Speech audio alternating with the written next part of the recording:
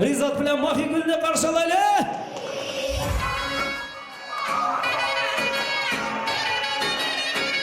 Hay hay.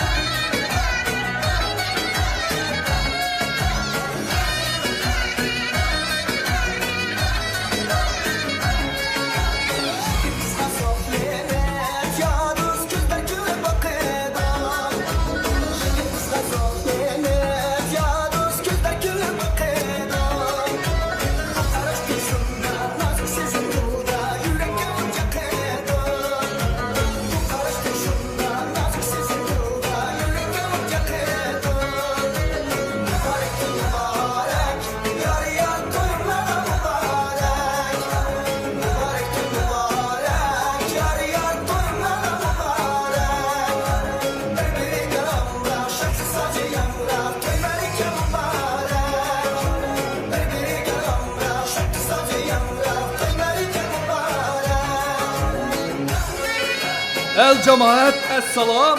Toy merike başlandı. Kadımanla bu toyga hürmet bilen başlandı. Tördü boğumamala dua verip oldurar. Ata ana bek koşal gözleri çaknap durar. Ketti boylap cahanni hak söygünün sadası. Yanrap ketsun mihmalla çalaklanın havası.